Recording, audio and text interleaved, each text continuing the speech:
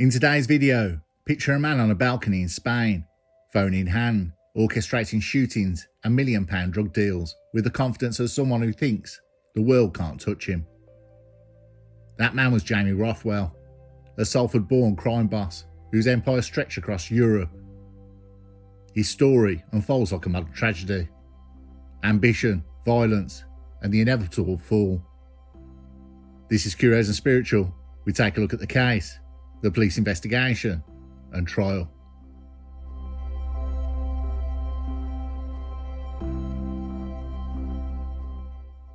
In every great crime story there's a mastermind.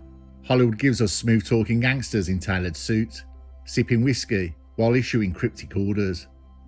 Salford gave us Jamie Rothwell, a man who treated organised crime less like art and more like a corporate takeover. Except his shareholders' meetings involved cocaine shipments and the occasional AK-47. At 38 years old, Rothwell wasn't a street corner hustler. He was the CEO of an empire worth millions, a man who decided who got paid, who got punished, and who kept breathing. This wasn't small time. Rothwell's organisation shifted drugs with a street value of £26 million, dealt in enough firearms to start a modest revolution. If criminals had LinkedIn, Rothwell's profile would have read, experienced in firearms, logistics, bulk narcotics, and motivational kneecapping. He'd already built his name on the street. On the 30th of March 2015, Rothwell, then aged 28 years old, was a leading figure in the anti-A-Team gang in Salford, a feud with the rival group known as the A-Team. Rothwell was said to be the right-hand man of Michael Carroll, the alleged leader of the anti-A-Team, in opposition to the A-Team, said to be led by Stephen Britton. Gangster Paul Massey was said to be Britton's mentor. Are you still with me? Rothwell's an express car wash on Bolton Road in Ashton-in-Makerfield.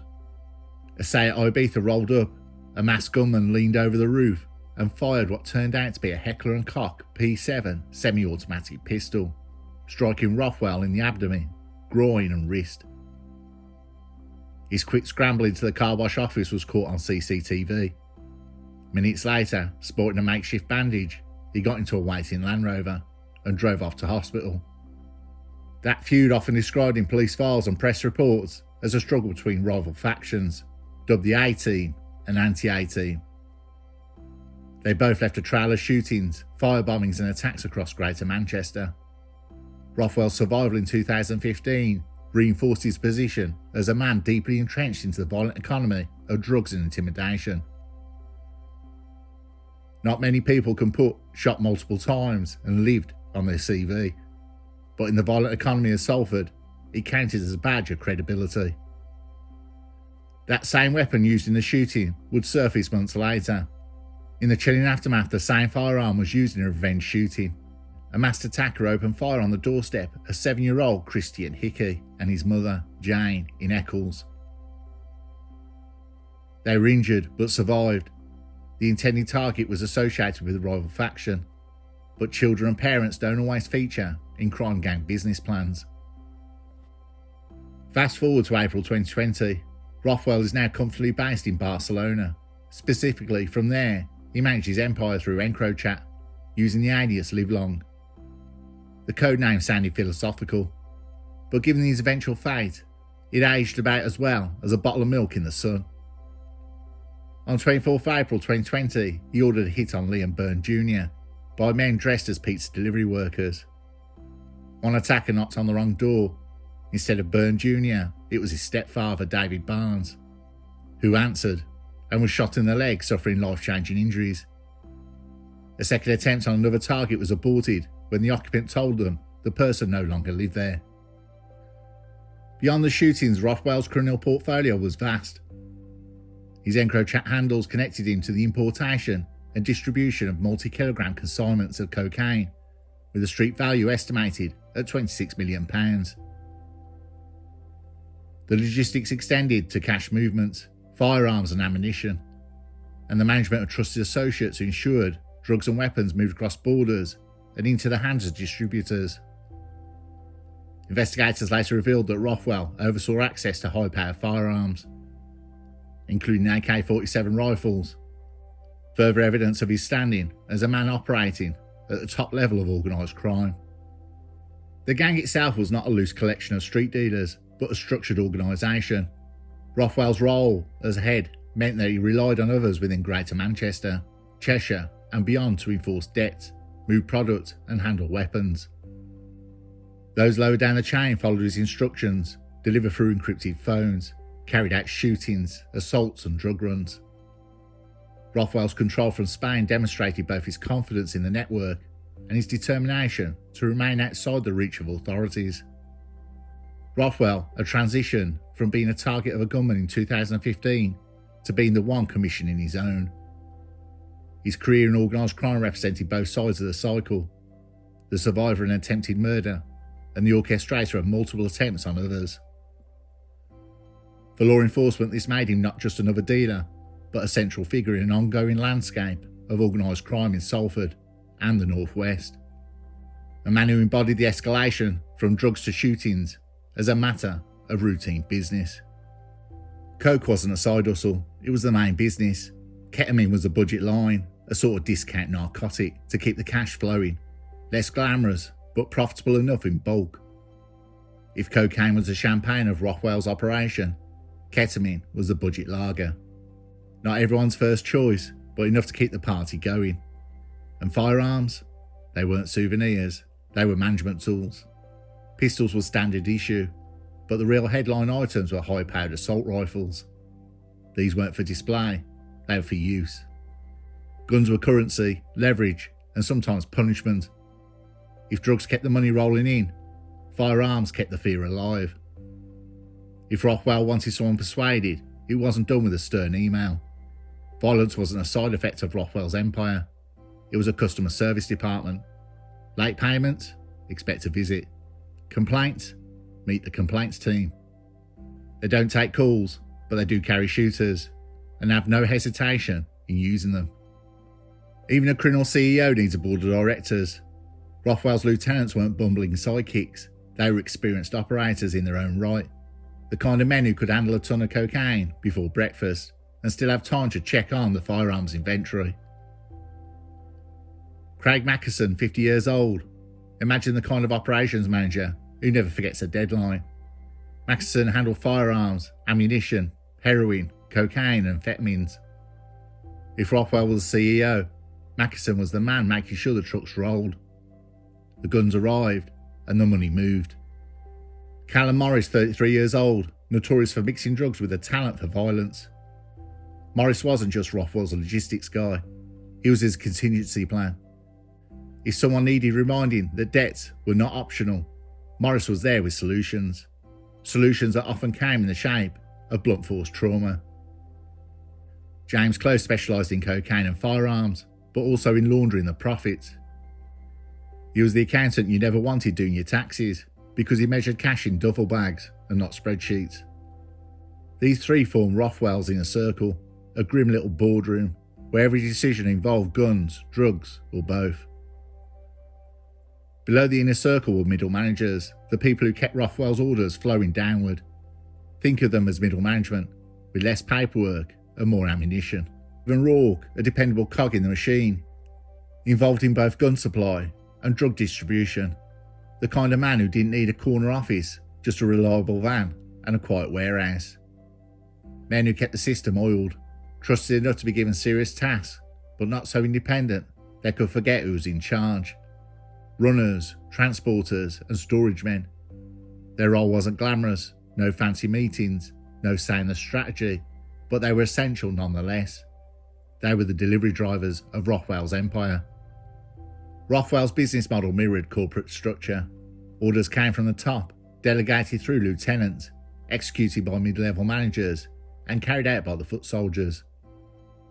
Fear was the glue. This wasn't a group held together by friendship or family ties. It was held together by the knowledge that crossing Rothwell was bad for your health. There were no annual performance reviews. There were consequences, swift, violent and permanent. Everything about the organisation screamed scale. The quantities of drugs weren't small, the weapons weren't token, and the cash wasn't pocket change. This was serious, sustained criminal enterprise, and the sort of operation that made entire communities feel its presence. By the late 2010s into the early 2020s, Rothwell had established himself as a figure of genuine significance in organised crime. His name circulated in the underworld, not as a suggestion, but as a warning. He had money, men, weapons, and the kind of ruthlessness that inspires loyalty through fear. Around him, his lieutenants and associates maintained that machinery of trade, ensuring that the drugs reached the streets, cash flow back into the system, and firearms were available when they were required. The picture was one of power and arrogance, a criminal hierarchy that seemed untouchable. It looked on the surface like an empire built to last, a multi-million-pound operation with layers of protection, and a boss who knew how to instill obedience. To outsiders, the gang seemed insulated, confident, and secure in the belief that their way of working would keep them beyond the reach of serious disruption. The stage was set. What came next was how such an empire was pulled apart.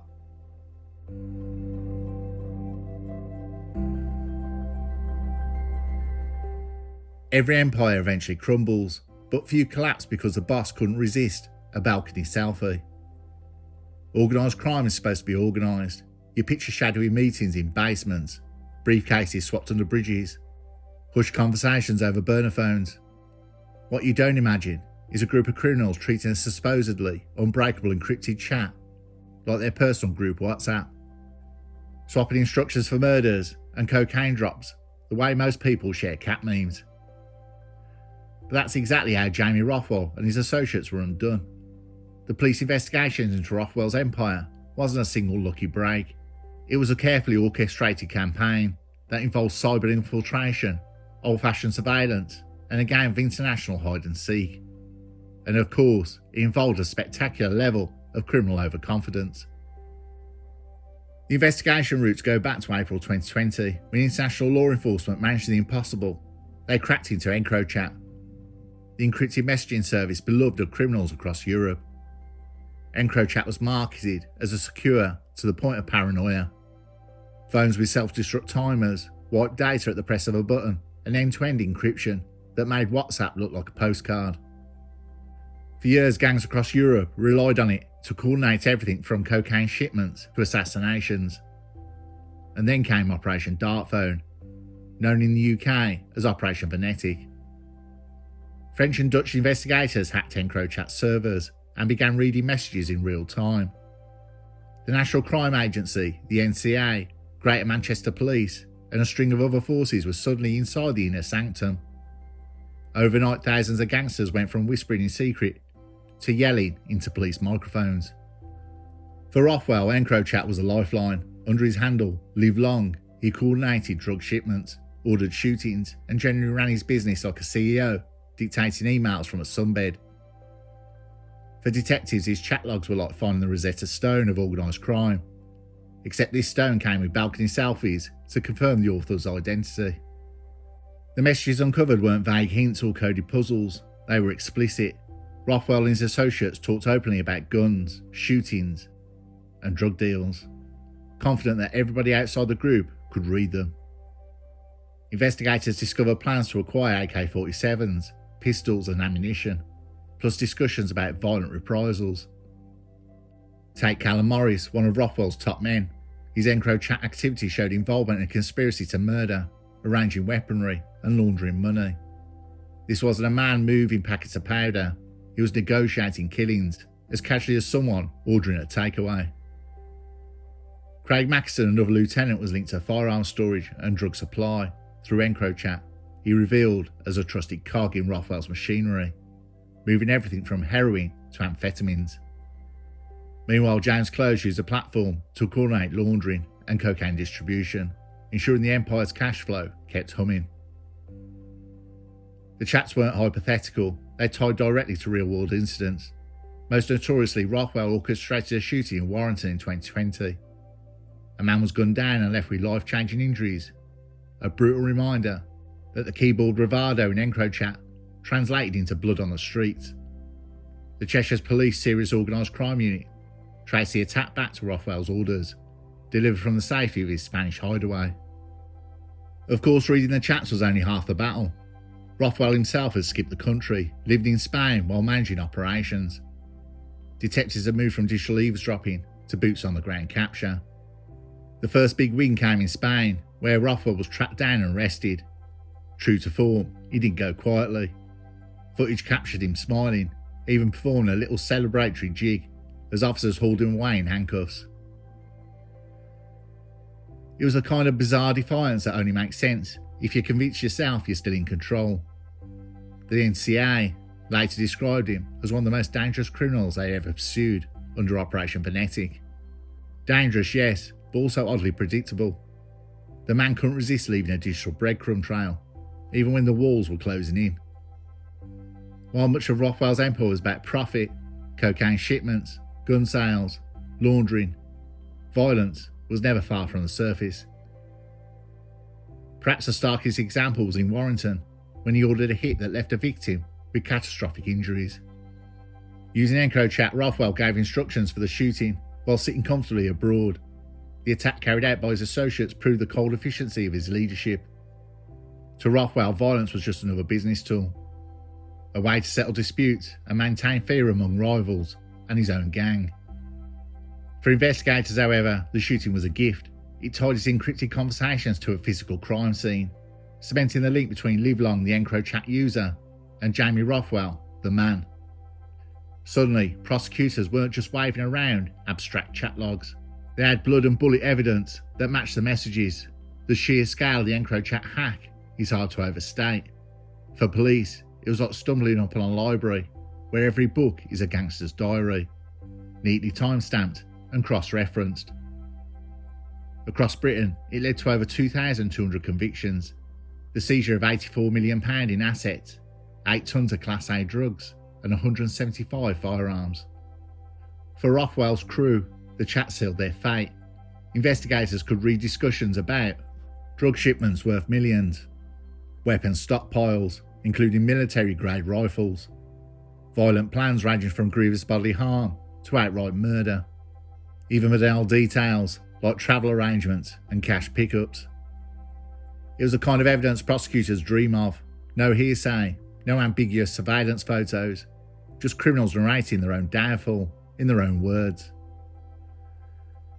The investigation also shed light on Rothwell's role as a leader. He wasn't just another middleman in the trade, he was feared by his associates. The judge later described how even hardened men like Morris and Mackerson deferred to him. His word carried weight, not because he was charismatic, but because disobedience could be fatal. The dynamic was captured in the chat logs. Associates sought Rothwell's approval, updated on the progress, carried out orders with military precision. The messages revealed not only a business hierarchy, but also the psychology of control. Rothwell ruled through fear, and that fear made him both effective and eventually careless.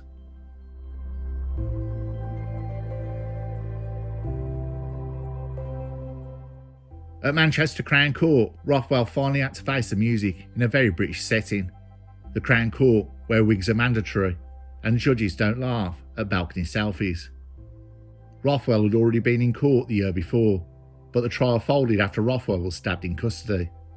The trial restarted this year, and after pleading not guilty, he changed his plea to guilty in February to 1 count of conspiracy to possess firearms with intent to endanger life, 1 count of conspiracy to possess ammunition with intent to endanger life, conspiracy to supply a controlled drug of Class A, namely cocaine, 2 counts of conspiracy to cause grievous bodily harm with intent, and a single count of conspiracy to supply a controlled drug of Class B, namely ketamine. It was the courtroom equivalent of raising your hands and saying, "You got me," and honestly, what choice did he have?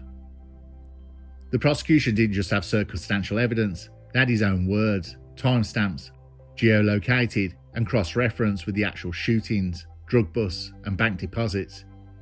Trying to deny it would have been arguing against CCTV footage of yourself robbing a bank without a mask while holding a sign with your name and photo on it. So Rothwell cut his losses. He admitted it all, perhaps hoping that a guilty plea might shave a few years off the inevitable sentence. He was in for a shock, and so was I. I've never seen such a high sentence.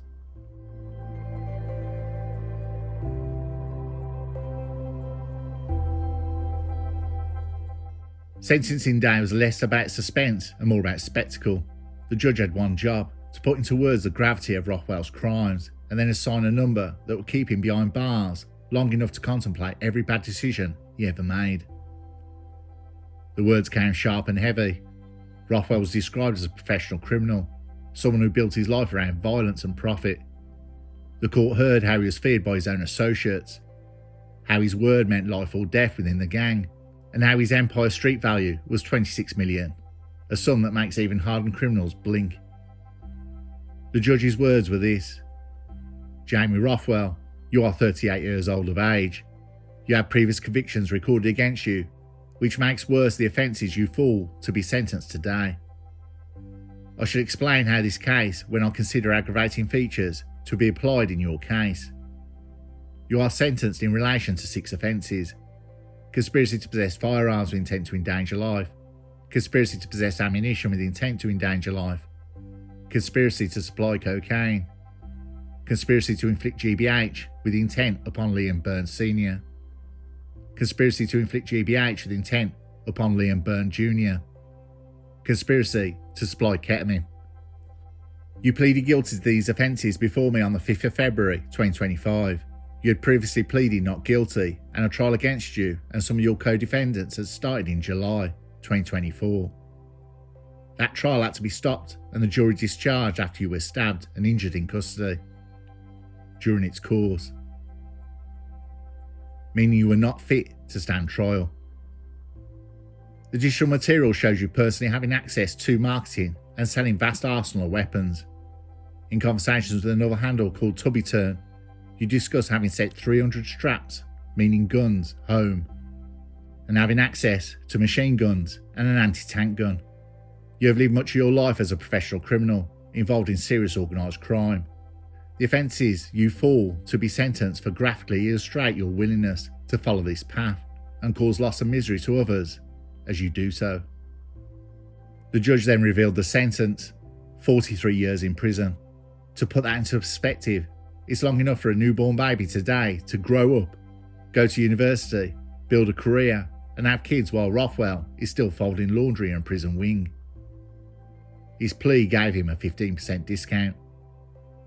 Other members of the gang: Craig Mackison, 50 years old of Winstanley, was sentenced to 38 years in prison for conspiracy to possess a firearm with intent to endanger life and enable another to do so, conspiracy to possess ammunition with intent to endanger life, conspiracy to supply Class A controlled drug heroin, conspiracy to supply Class A controlled drug cocaine, conspiracy to supply Class B controlled drug amphetamines, and conspiracy to conceal, disguise, convert, transfer, and remove criminal property.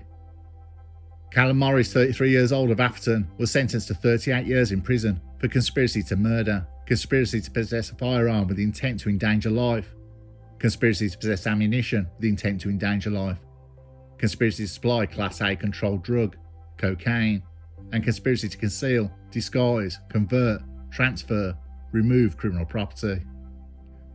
James Close, 44 years old of Lee, was sentenced to 36 years in prison for conspiracy to possess firearm with intent to endanger life, conspiracy to possess ammunition with intent to endanger life, conspiracy to supply a Class A controlled drug, conspiracy to conceal, disguise, convert, transfer, remove criminal property.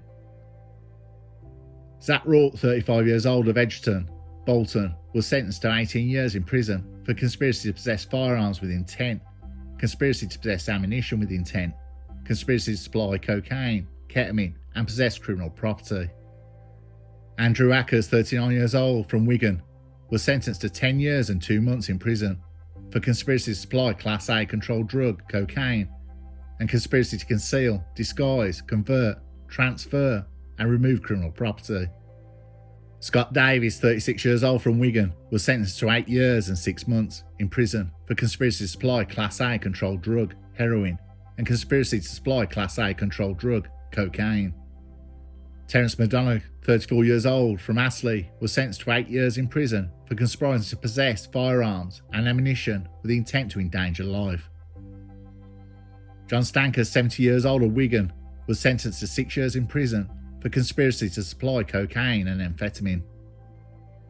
John Moore, 38 years old, was sentenced to 1 year and 3 months in prison for conspiracy to conceal, disguise, convert, transfer and remove criminal property and participate in the activities of organised crime group.